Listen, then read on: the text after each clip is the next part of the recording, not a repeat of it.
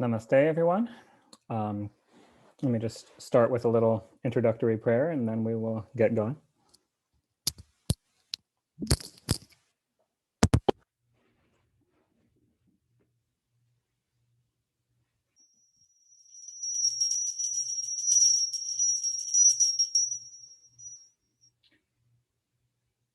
Om Klim Krishnaya Govindaya Gopi Janavallabhaya Paramaya Parapurushaya Paramatmane Parajyotishe Namaha Gopi Janavallabha Charano Sharanam Prapadhye.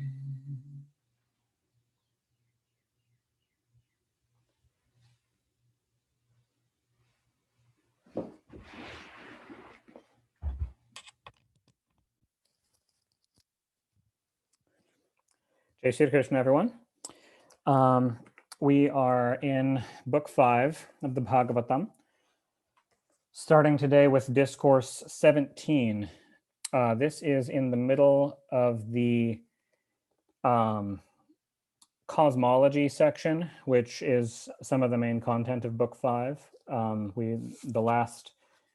Last week we were going over the essentially a description of the map of the continent of Jambudvipa, its different divisions, and especially focusing on the central division. The divisions are called Varshas, the central division of Ilavrata Varsha, and its different mountains and celestial trees and gardens and some of the gods who dwell there. And Mount Meru and the cities of the Devas atop Mount Meru. So we're continuing with all of that. Discourse 17 is an account of the descent of the holy Ganga and a song of praise to Lord Sankarshana by the divine Shankara. Sri Shuka continued. On this terrestrial globe, when Lord Vishnu himself, appearing in the form of Trivikrama at the sacrificial performance of Bali, this we will get into the Bhagavatam kind of assumes that the reader is somewhat familiar with the story of Vamana or Trivikrama avatar. It gets into it in detail later on. Okay, Sunil, that's fine. Yeah, I'll get the replay up. It'll be on Facebook, and I'll also get it up on YouTube, so you can check it out in either place. So when Vishnu in the Trivikrama avatar appeared at the sacrificial performance of Bali, raised his foot in order to take his 3 steps that Mahabali allotted him in land, a stream from the waters existing outside the egg-like cosmos, which rushed inside through a breach made in the upper shell of the cosmic egg as a result of its being pierced by the nail of his left big toe. So to explain this, when the Vamana avatar raised his leg to take this step,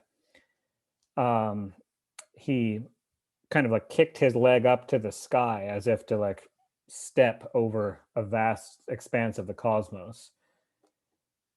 And this stream of waters flowed down to the realm of Dhruva, the realm of the pole star, forming the kind of the crown of the stars, which they call Vishnupada, the abode of Lord Vishnu, or literally Vishnu's foot, since his foot reached up there and poked a hole. After a very long time covering 1,000 revolutions of the 4 yugas. So for it to flow from the universal crack to cover Dhruvataru took 1,000 Divya yugas. While washing the lotus foot of the Lord, it got colored by its red pollen-like dust, and thus acquired the virtue of wiping out by its very touch the dirt of sin of the whole world, itself remaining untouched by the sin, and was expressly and directly called by the appellation of Bhagavatpadi, that which proceeds from the foot of Bhagavan, to the exclusion of other names. In the aforesaid realm, Indeed, that foremost devotee of the Lord, Dhruva, so in the aforesaid realm of Dhruva Loka, the celebrated son of Uttanapada, steadfast in his vow, bears on his head even to this day the Bhagavatpadi, the celestial stream flowing from outside the universe, with supreme reverence, remembering that it has washed the lotus foot of his Kula Devata, his family deity, his heart deeply saturated with an incessant flow of constantly growing devotion, with tears of pure love escaping from his eyes, resembling a pair of lotus buds, half closed in a fit of self forgetfulness, induced by ardent longing, and the hair on his body standing on end.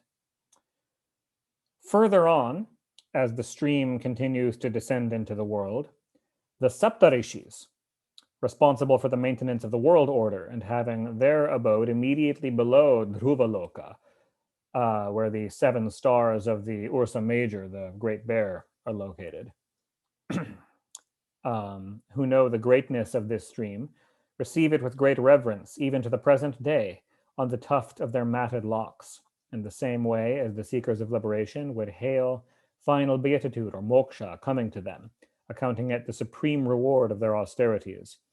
Having spurned other objects of human pursuit, including self-realization, simply due to their having achieved the boon of unceasing devotion to Lord Vasudeva, the soul of the universe.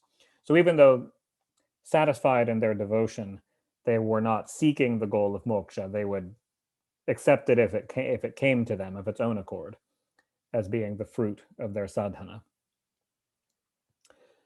Descending thence through the heavens, crowded with many billions of aerial vimanas, the stream washes, billions if you add up all the different lokas of the different heavens. The stream washes the lunar sphere and comes down to the city of Brahma on the summit of Mount Meru.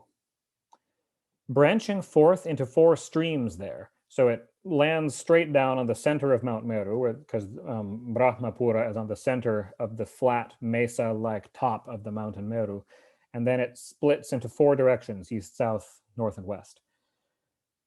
The Bhagavatpadi flows in 4 directions under 4 different names. The Sita to the east, the Alakananda to the south, the Chakshu to the west, and the Bhadra to the north. And finally enters the ocean in those 4 different directions off the 4 sides of the continent of Jambudvipa. Passing through the city of Brahma and gradually descending from the principal summits of the one of the many mountains, represented as so many filaments surrounding the pericarp-like Mount Meru, the Sita River flows on the peaks, falls like a waterfall off the edge of Meru, on the peaks of Mount Gandhamadana, and coursing through Bhadrasavarsha, the eastern region of Jambudvipa, enters the salt ocean on the east. Likewise, reaching Mount Malyavan and descending from it, the Chakshu flows with unabated speed in the direction of Ketumala and enters the ocean on the west. Descending from the summit of Mount Meru in a northerly direction and leaving one mountain peak after another, the Bhadra flows from the peak of Sringavan in the direction of the northern Kurus, the direction of Uttara Kuru, and enters the ocean in the north. Even so, flowing to the south of Brahma's city and passing through many a mountain peak, the Alakananda reaches the mountain range of Hemakuta, and rolling down from Hemakuta to the peaks of the Himalaya mountain with a tremendous speed and coursing through Bharatavarsha, enters the ocean in the south. And for a man who goes forth to bathe in this river, any of them, the reward of Ashvamedha, Rajasuya, and other yajnas becomes easy of access at every step. There are in every Varsha hundreds of other rivers, both big and small, having their source in Mount Meru or other mountains. So to explain briefly how this relates to the Ganga of our world, since what we're describing here is expanded otherworldly cosmology in a wider range of the loka than the earth of our experience. The southern branch only, the Alakananda branch, is the river Ganga of our earth, which after leaving Mount Meru and going through these other kind of celestial regions, it is it manifests in our world within the glacier called Gomukh, the glacier up to the north of Gangotri in our Himalayas, and flows down. First, it's called the Bhagirati up there, and there's a whole other story about why it's called the Bhagirati, which I believe we get to later in the Bhagavata regarding Raja Bhagirata and the descent of the Ganga. Actually, I think anyway. So that's just one of these four branches. The others are otherworldly rivers that flow through whole other regions of Bhuloka. Of all these varshas, the learned declare Bharatavarsha alone as the land where a man can shape his destinies through actions. They speak of the other 8 varshas of Jambudvipa as the places for enjoying the fruit of such merit as still remains to be enjoyed by those who return from heaven, and designate these as the celestial spots on earth. The godlike men inhabiting these varshas, these other varshas besides Bharatavarsha, on Jambudvipa, live to an age of 1,000 human years and are endowed with the strength of 10,000 elephants. The couples there are extremely happy with their adamantine frame, strength, their lasting youth for 1,000 years, and sense delights, and are possessed of extraordinary venereal capacity, while the wives conceive only once, and that too so they only ever have one children, the women of those lokas, and that too during the closing year of their life, which marks the end of their sexual enjoyment, presumably, if it also marks the end of their life.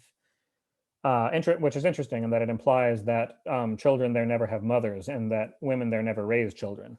They essentially all die giving birth after a life of 1,000 years, and all children are raised only by single fathers.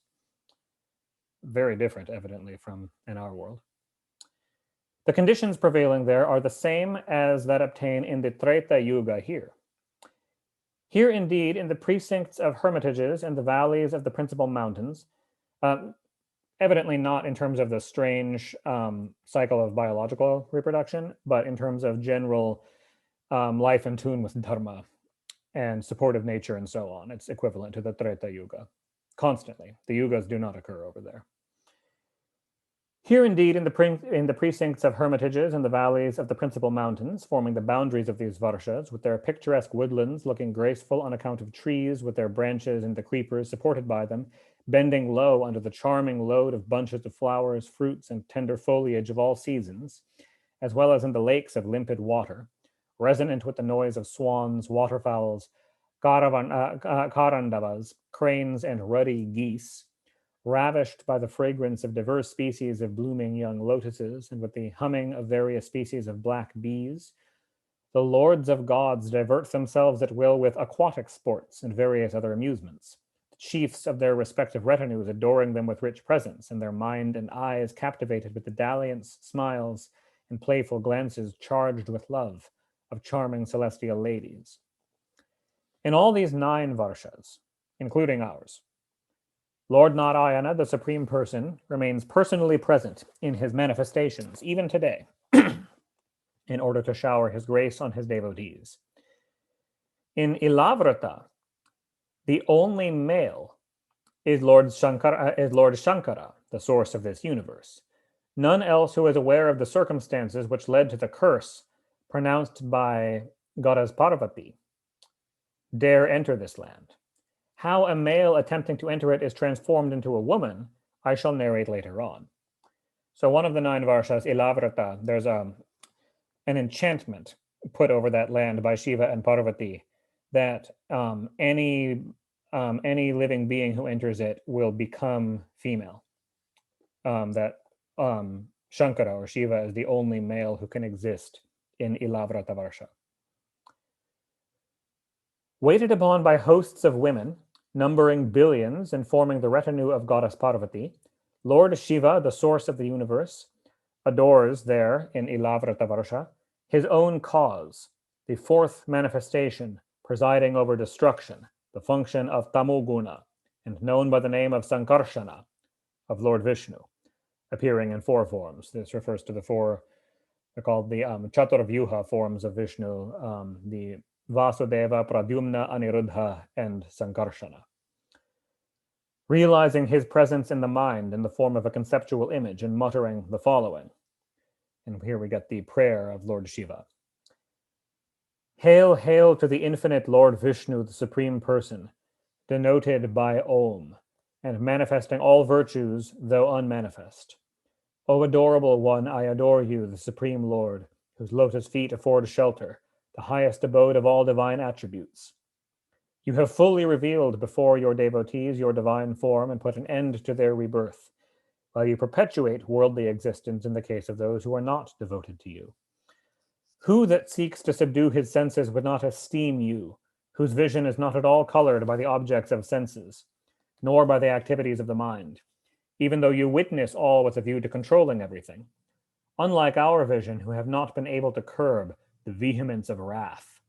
To him who looks upon the body as his own self, you appear through Maya as though drunk, with your eyes reddened by the use of spirituous liquor and distillates. Nay, the wives of the Nagas are unable to worship you through bashfulness, their mind being excited at the very touch of your feet.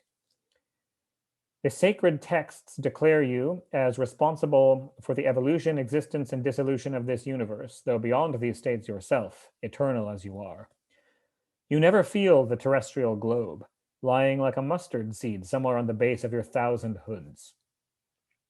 So in other words, he's addressing Sankarshana, the 1,000-headed serpent form of Vishnu, Sheshanaga, as being so great that the whole earth would be like a mustard seed somewhere on his 1,000 heads. That's so much greater than the earth is he. Your very first manifestation, springing up from the three gunas, was Mahat-tattva, which is rooted in Sattva, and which came to be known as Lord Brahma, when considered from the point of view of the spirit presiding over it, and visualized as one with the supreme deity. Descended from him, I bring forth, through my own glory consisting of the three gunas, the deities in the mind itself, the 5 gross elements, and the 10 indriyas. Remaining under the control of the Supreme Person, unified like birds held by a string, we all, the Mahat-tattva, the ego, the deities mentioned above, the 5 gross elements and the indriyas, evolve this creation by your grace. Deluded by the objects of senses, this jiva can never know the maya which has been conjured up by you and which subjects it to the bondage of karma. Much less can it know with any amount of ease the means of getting over that maya. Moreover, the creation and dissolution are nothing apart from you. Therefore, obeisance to you. Thus ends the 17th discourse in Book 5 of the great and glorious Bhagavata Purana, otherwise known as the Paramahansa Samhita. Discourse 18, a description of the terrestrial globe continued. Sri Shuka went on. Even so, in Bhadrashva Varsha, that's the eastern quarter of the 9 in Jambudvipa, a son of Dharma, as in a son of Dharmadeva or Yamaraja, Bhadrasrava by name, the ruler of Bhadrasva Varsha, which got named after him, as well as the chief men of his retinue, adore the favorite manifestation of Lord Vasudeva himself, known by the name of Hayagriva, the horse-headed avatar of Vishnu. Interesting that it refers that here Shuka calls that the favorite manifestation of Lord Vasudeva himself. Hayagriva, who is piety personified, realizing his presence through supreme concentration of mind while muttering the following prayer. Bhadrasrava and his men pray, Hail to the almighty Dharma, denoted by the mystical syllable Om, who purifies the mind.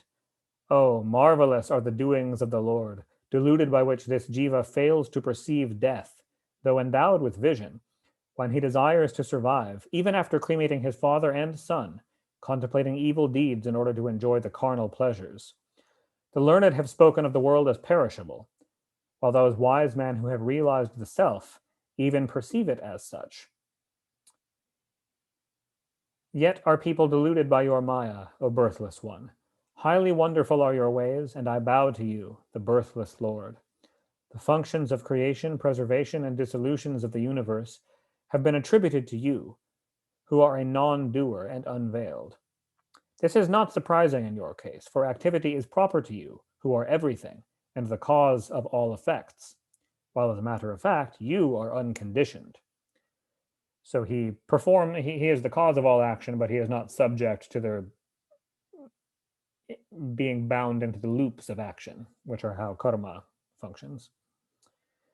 Appearing in the form of a man-horse, a man with the head of a horse in the Hayagriva avatar, it is you who rescued from the bottom of the ocean and restored to the supplicating Brahma, the Adhikavi, or the first seer, the Vedas that had been stolen away by the demon Madhu at the time of universal dissolution. Hail to you of unfailing resolve.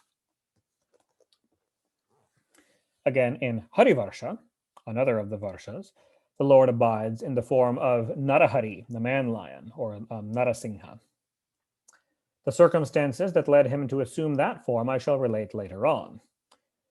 The great devotee Prahlada, who is an abode of all good qualities in hearing and exalted souls, and whose virtue and conduct brought sanctity to the race of the Daityas and Danavas, adores this form beloved of him through a course of uninterrupted and undivided devotion, along with the people inhabiting that Varsha, and repeats the following. Hail to Lord Narasingha, who is denoted by the mystical syllable Om. Hail to the light of all lights. Fully reveal yourself, O Lord, with adamantine claws and adamantine teeth. Burn down, O burn down, our latent desires. Swallow up, O swallow up, all darkness. We offer our worship to you, O Lord. O appear in our mind in such a way as to make us fearless, to rid us of all fear. Kshraum. The Kshraum bija is the mystical bija syllable of Lord Narasingha. May all be well with the world. May the wicked become gentle. May living beings contemplate good to one another with their intellect, and may their mind resort only to that which is good. And may our thought, as well as the thought of others, be fixed on you, without any motive. If there be attachment in our heart, let it be for the loving devotees of the Lord, and on no account for dwelling, wife, children, wealth, and kinsmen. He who is contented with the necessities of life and self-possessed attains blessedness at no distant date, but not he who loves the objects of the senses. Entering through the ears the mind of those who repeatedly listen to the purifying accounts of the exploits of Lord Vishnu, the bestower of liberation, which possess a unique glory of their own and which one gets to hear in the company of such devotees, the birthless Lord takes away the impurities of their mind. Who would not resort to such devotees? In a man who is blessed with exclusive devotion to the Lord, permanently dwell the gods with all their virtues. But how can the qualities of exalted souls exist in him who, far from being a devotee of the Lord, runs after the illusory objects of senses under the impulse of desire? As water is dear to the fish as their very life, Lord Sri Hari indeed is the soul of all embodied beings. Ignoring him, if a man, however great he may be, remains attached to his home, his greatness, then he is reduced to that type which couples claim in advanced age. Therefore, renouncing the home, which is the root avidity, attachment, grief, anger, pride, longing, fear, wretchedness, and mental anguish, and as such perpetuate the cycle of births and deaths, take refuge in the feet of Lord Narasingha, the only safe retreat. So in Ketumala Varsha, going around to the different Varshas of Jambudvipa here, the Lord stays in the form of Kamadeva, with intent to please goddess Lakshmi, as well as the daughters and sons, the rulers of that Varsha, of Samvatsara, numbering 36,000. So Samvatsara is the deity who presides. He's a lord of created beings, a Prajapati. Prajapati Samvatsara is the deity presiding over the year, the god of the year, and his daughters are the nights, the goddesses presiding over the nights, and his sons are the deities presiding over days. So there's a different one of them for each day and night for 100 years. That's why there's 36,000 of them. The embryos born in the womb of the daughters, whose mind gets frightened by the brilliance of the mighty weapon of Lord Vishnu, perish at the end of a year and get discharged in a lifeless state. So all of them get stillborn. By the elegance of his lotus face, lovely with the shapely arches of his brows, which are slightly raised on account of his playful glances, accompanied with a winsome smile, which in turn is embellished with the charm of his highly graceful gait, he brings excessive joy to goddess Rama, or Lakshmi, who is his other self, and thereby delights his own senses.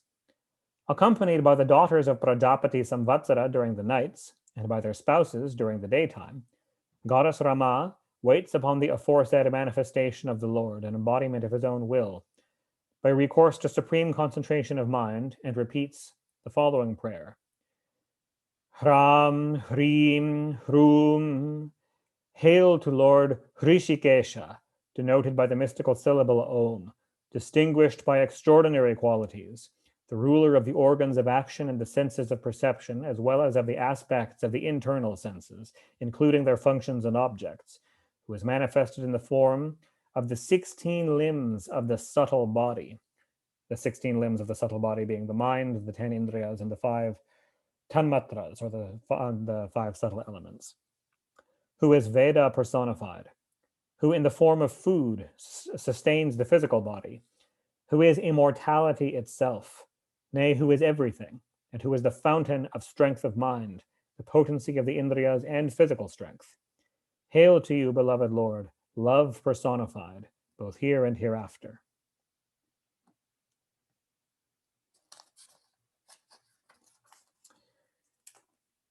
Women in this world desire another man as a husband by propitiating yourself, the very director of the senses, through sacred vows.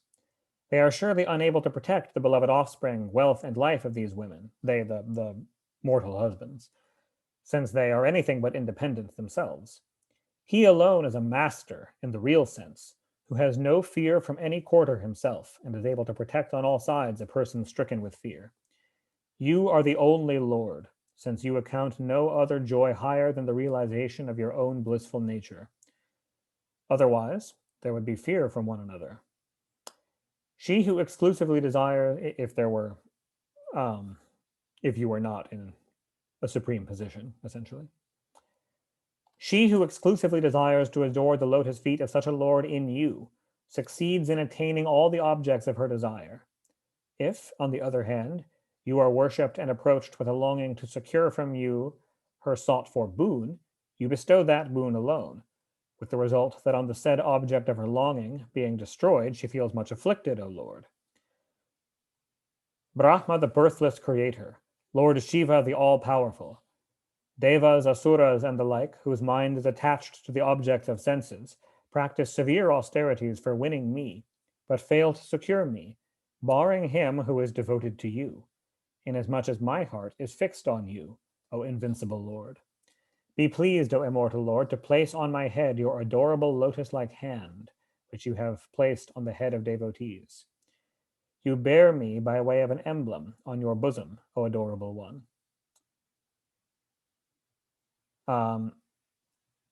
Who can divine the raison d'etre of whatever is wrought by your Maya, omnipotent as you are?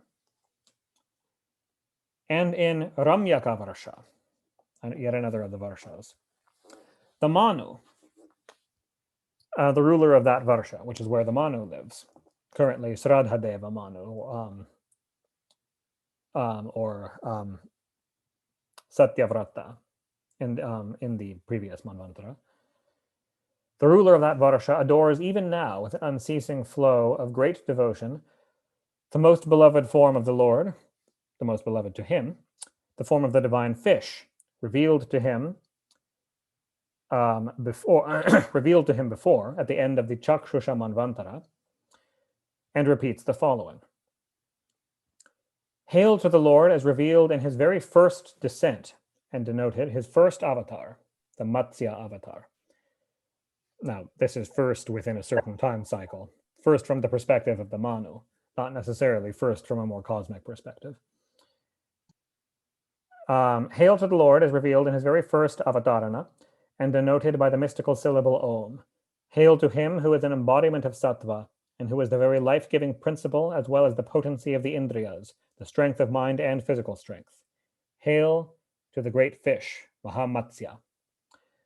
Though your form is unseen by all the guardians of the spheres, you move about within and without, making a loud noise. You are that ruler who has brought this universe under control by means of denominations, even as a showman controls a wooden puppet. Suffering from the fever of jealousy, the guardians of the spheres were unable, without you, to protect the bipeds or quadrupeds, the mobile or the immobile creatures, whatever is seen in this world, in spite of their striving, severally as well as unitedly. Holding this earth, a storehouse of annual plants and creepers, including myself, you, the birthless lord, sported far and wide with vigor in the ocean that was at the time of universal dissolution, in the flood of the pralaya, tumultuous with waves. Hail to such a lord, the controller of the multitudes of animate beings.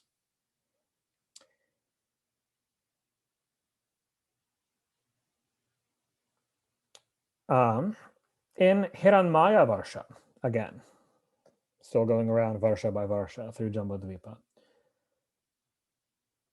the Lord resides, having assumed the form of the turtle, Kurma avatar. This translation always uses tortoise, but technically a tortoise and a turtle aren't quite the same thing, and turtle is correct. It's very similar. Along with the denizens of this subdivision of the earth, Aryama, the lord of the hosts of Pitris, Aryama Deva, adores that most beloved manifestation of the Lord and repeats this prayer. Hail, hail to you, the divine turtle, denoted by the mystical syllable Om, and possessed of a form consisting entirely of sattva guna, whose position is not open to perception. Hail to the most ancient one. This translation interprets whose position is not open to perception, simply meaning because you are underwater. But obviously that could also be taken in a deeper meaning of that he is invisibly permeating the entire universe. Hail to the most ancient one. Hail to the omnipresent Lord. Hail, hail to the support of all. The objective world, manifested as it is by your own Maya and observed in multitudinous forms, but whose extent cannot be correctly estimated because of its being falsely perceived, is your own manifestation. Your essential form, however, cannot be described. Hail to you as such. It is you alone that are called by the name of a mammal, a sweat-born creature, an oviparous being, a plant, a mobile or immobile creature, a god, a rishi, a pitra, an evil spirit, the world of the senses, the heaven world, the aerial world, this meaning Svargaloka or Bhuvaraloka, the earth, a mountain, a river, an ocean, a dvipa, a heavenly body or planet, a star. Even though you possess a numberless variety of names, forms, and shapes, yet a number of categories has been assumed in you by seers. The knowledge of truth by means of which this number is set aside is no other than you, the embodiment of true wisdom, which realizes that all things are in fact one and not ultimately a multiplicity. Hail to you.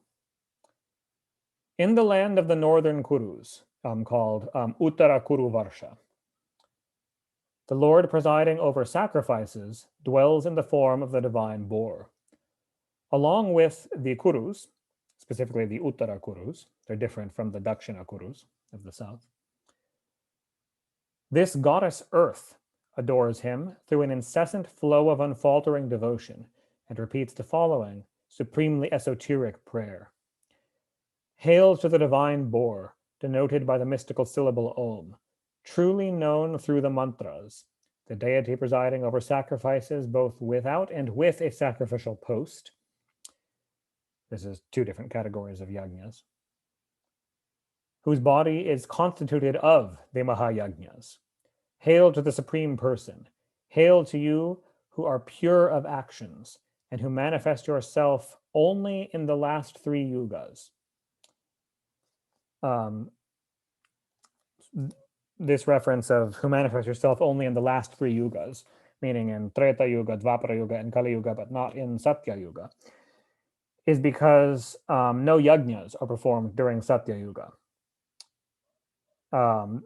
That's one interpretation. It does say variously in the Shastras that the Karma Kanda of the Vedas, the tradition of performing yajnas, begins in Treta Yuga. In Satya Yuga, the rishis and the brahmins practice pure tapas and don't bother performing ritual yajna outwardly. They perform only the inward yajna. Even as those well-versed in rituals churn out the fire hidden in pieces of wood with the help of the fire-producing wooden stick, so the wise, keen to perceive your reality, obscured by actions and their fruits, try to discover it in the discipline of their body and senses, etc., with the help of the discriminating mind. Hail to you who reveal yourself through this process.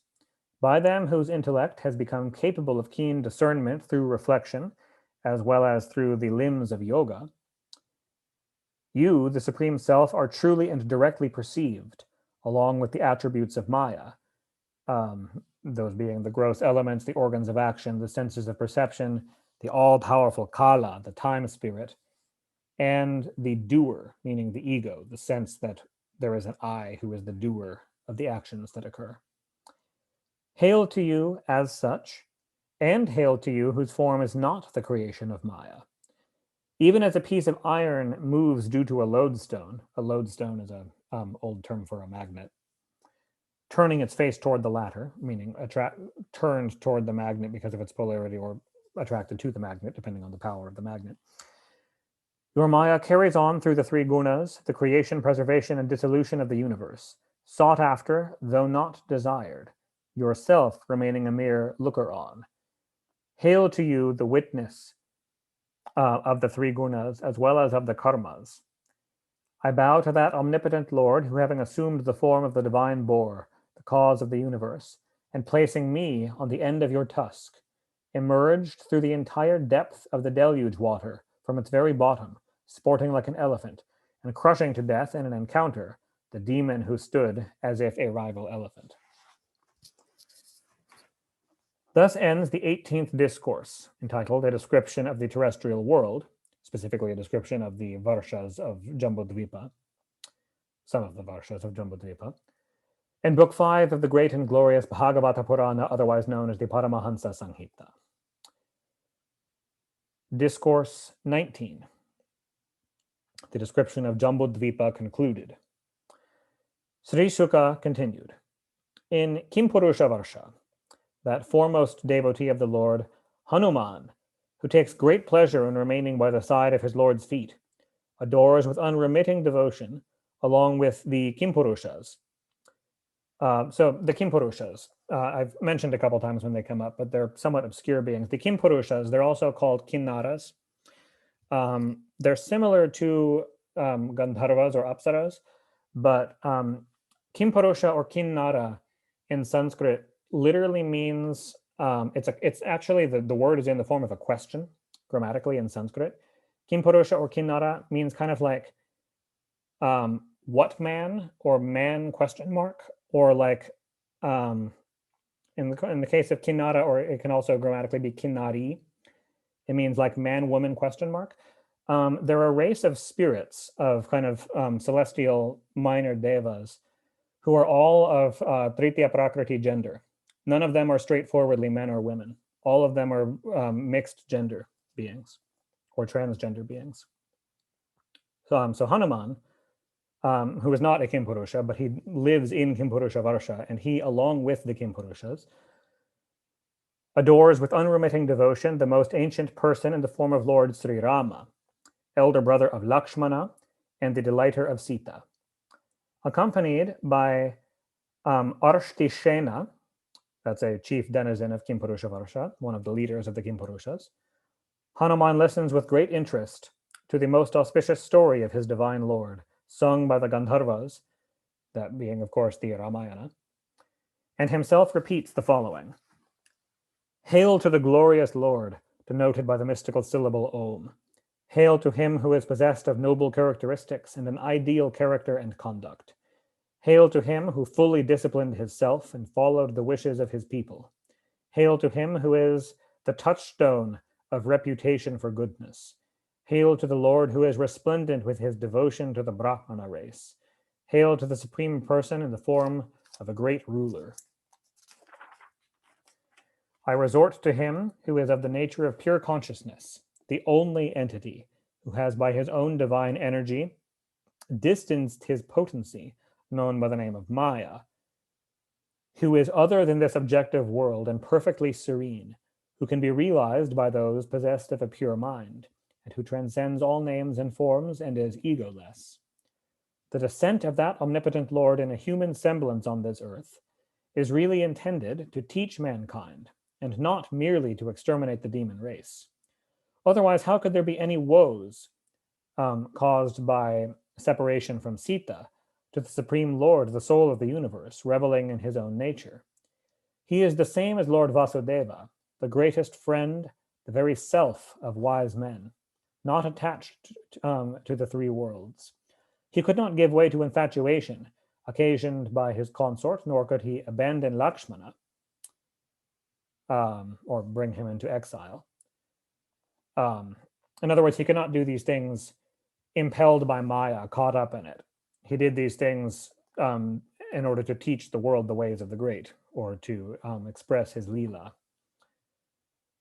Indeed, neither pedigree, nor physical charm, nor eloquence, nor intellectual caliber, nor race is conducive to the pleasure of that supreme being. For lo, Sri Rama, elder brother of Lakshmana, admitted to his friendship even us wild beasts bereft of all these qualifications. Therefore, whether a deva or an asura, a vanara, like a monkey, or a human being, whatever one may be, one should resort with all one's being to the noblest Sri Rama, Lord Sri Hari himself in human semblance, who is supremely conscious of services done to him, and who led to heaven the people of Uttara Kosala. That refers to at the very end of the Ramayana, when the Rama avatar ends, Rama wades into a lake and returns to Saketa Ayodhya, his heavenly realm. That's a region of Vaikuntha. And all of the people of Ayodhya at the time went with him. That's what's being referenced there.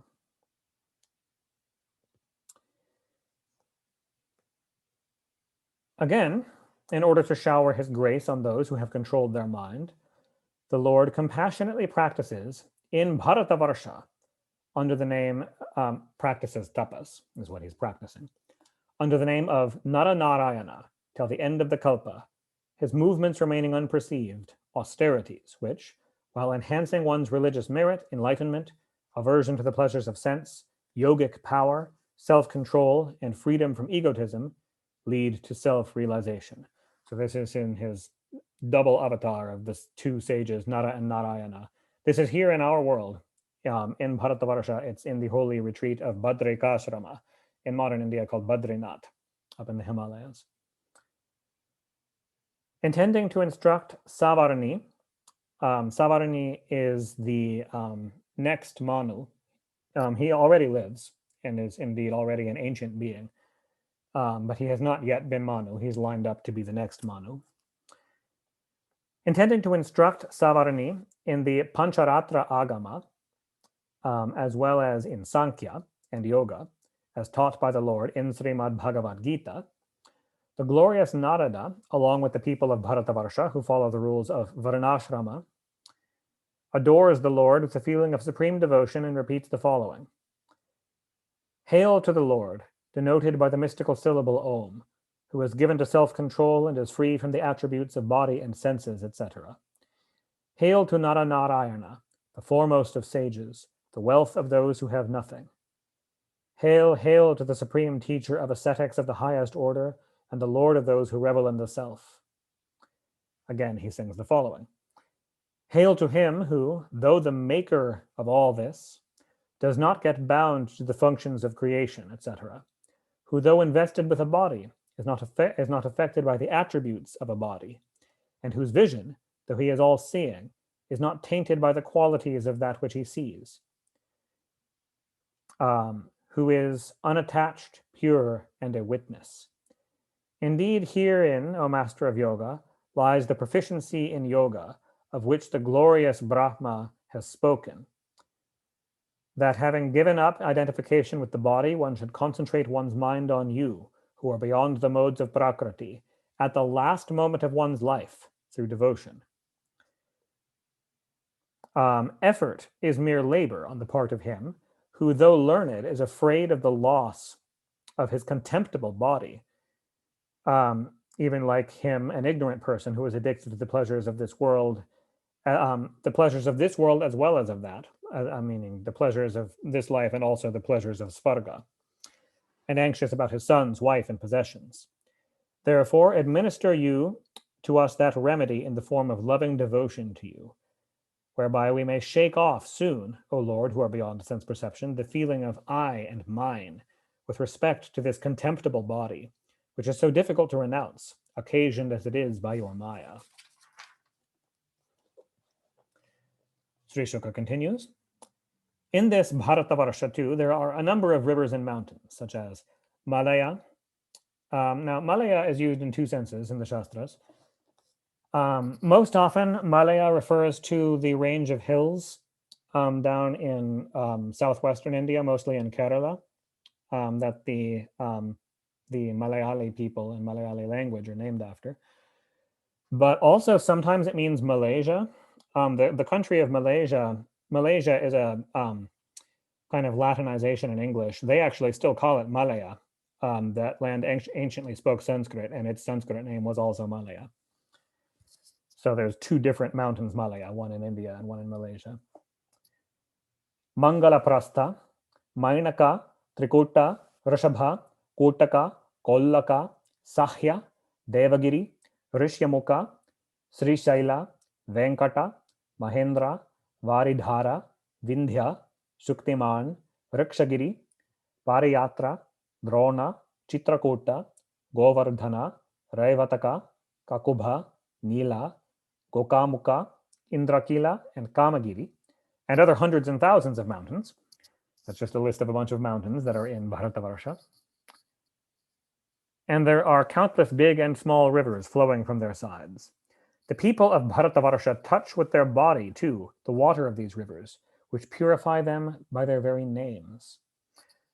Chandravasa Tamraparni, Avatoda Kratamala, Vaihayasi, Kaveri, Vaini, Payasvini, Sharkaravarta, Tungabhadra, Krishna, Venya, Bhimarati, Godavari, Nirvindhya, Payoshni, Tapi, Reva, Surasa, Narmada, Charmanvati, and Sindhu, two big rivers, Andha and Shona, Mahanadi, Vedasmriti, Rishikulya, Trisama, Kaushiki, Mandakini, Yamuna, Saraswati, Trishadvati, Gomati, Sarayu, Rodhaswati, Saptavati, Sushoma, Shatadhru, Chandrabhaga, Marudvridha,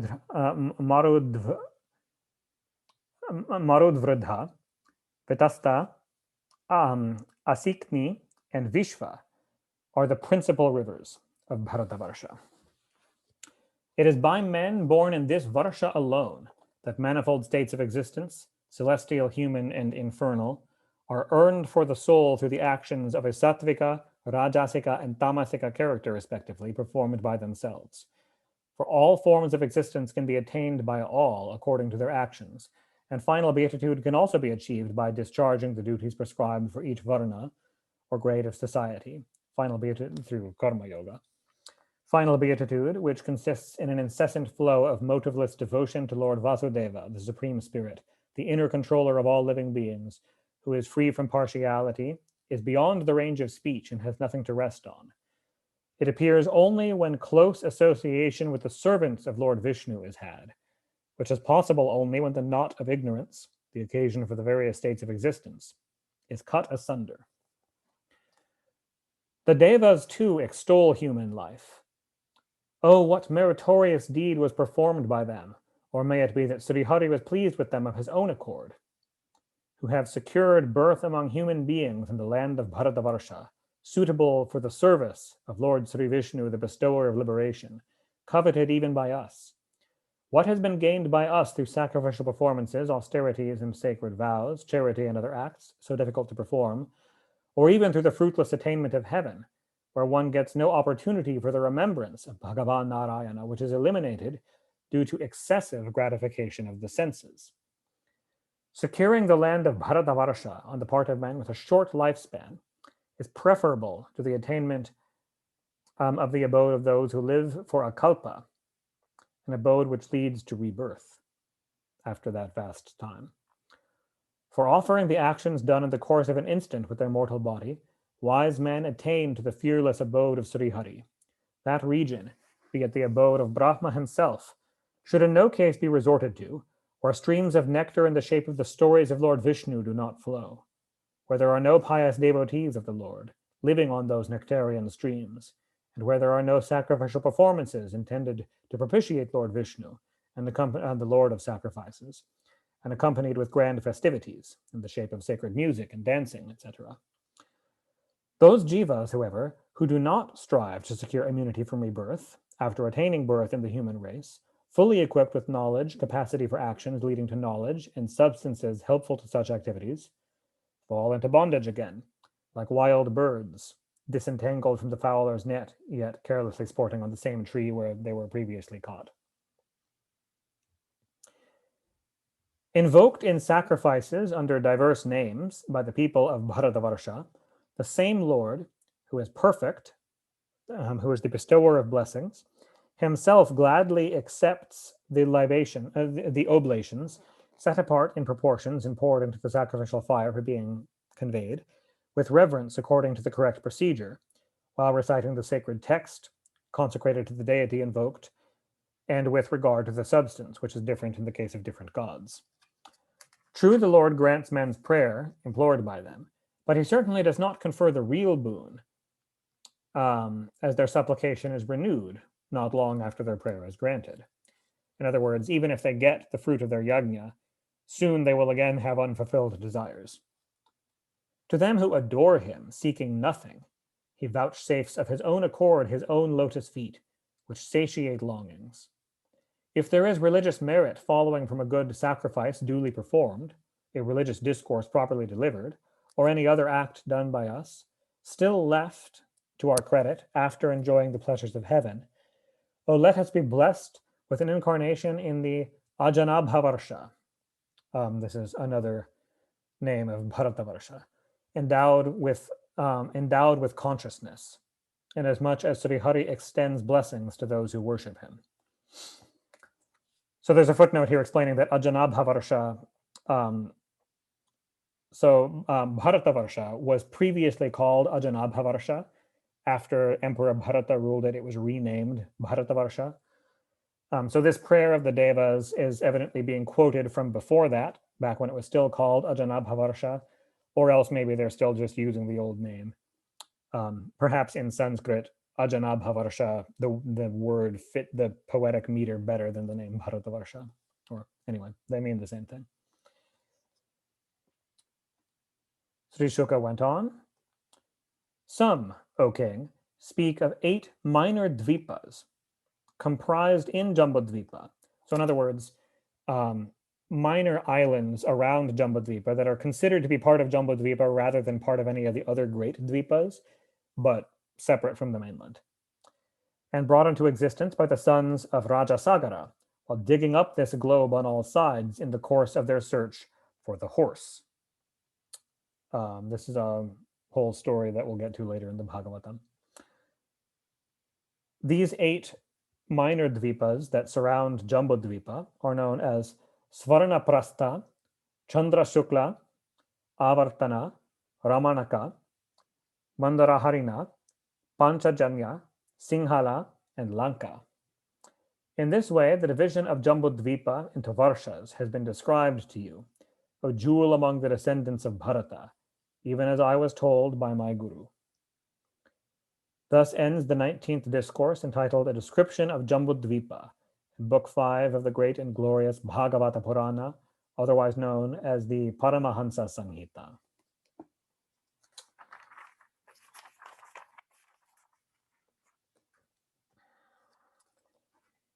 Yeah, I was just going to suggest that, Radha. I think this might be a good place to stop.